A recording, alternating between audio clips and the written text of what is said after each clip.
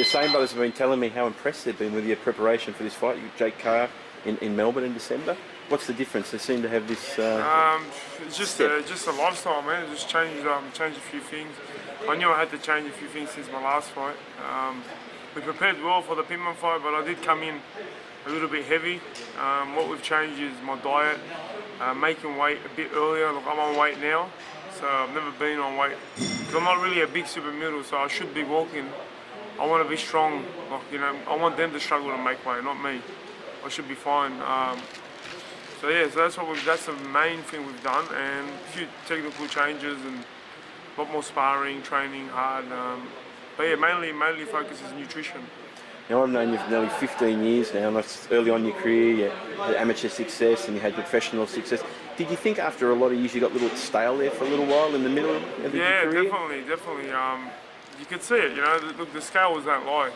You know, I used to rock up the fights and be heavy, you know, like, people say, what's wrong with you, that, you know, like, I don't know, like, I just didn't have an answer. Definitely, yeah, it's just dedication and a few little things, man, just change a few little things and you know, I'm feeling good right now, like, it's the best I've felt, and, you know, I wish I did this earlier, but, you know, hopefully it pays dividends, which it should. Probably a little bit of maturity as well. See a more mature Zac, you know, he's looking back on his career and thinking where I can improve and, you know, taking responsibility for your own career now.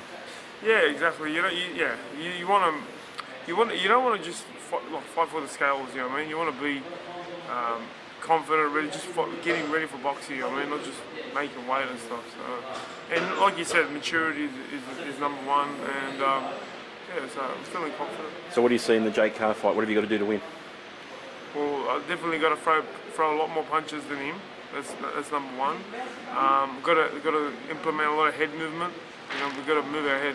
If I sit in front of him, obviously I'm going to get caught with a lot of shots. I've got to move my head, you know what I mean? I'm tough. Everyone knows I'm tough, but toughness doesn't win your fights. You know what I mean? You got to be smart and tough at the same time. So we've got to move that head, man. We've got to move it. And a win over Jake?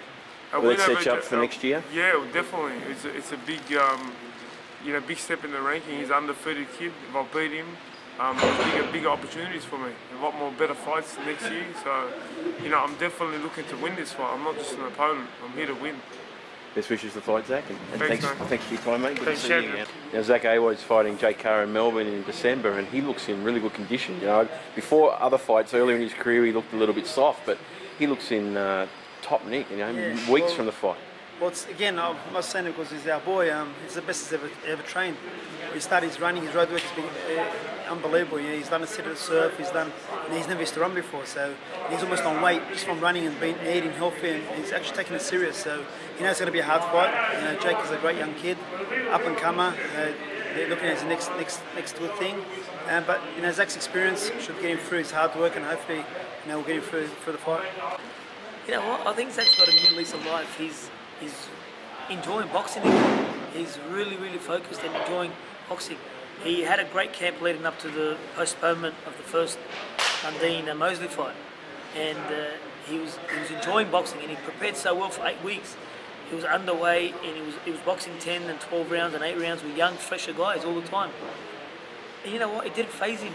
The fight being postponed again, and now it's on again on December 13th. So he's enjoying it. He's happy to be in the gym. He's strong.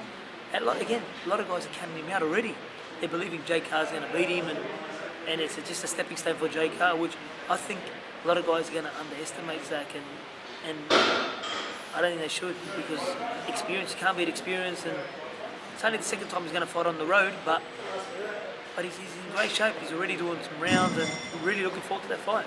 Do you think with Zac, you know, he had a little bit of success early in his career?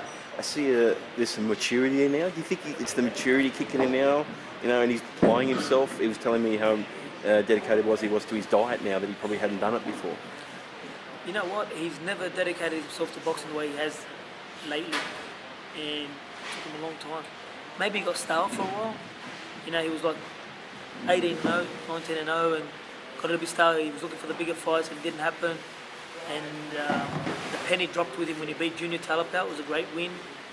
Then he was inactive for it and lost to Les Piper. Then he didn't know whether he wanted to continue or not. Then again, He was hungry and focused to win the big fights. And no one in Australia accepted the fight against Jamie Pittman but him. He wanted to fight Jamie Pittman. He didn't care whether it was southpaw, awkward, spoiler. He wanted to fight him.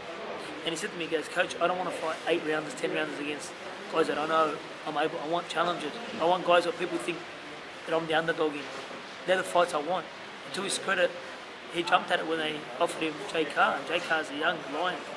He's a guy that's the future of Australian boxing. And to Zac's credit, mate, he hasn't taken a day off in 3-4 months, and he wants to fight and he wants to win that fight.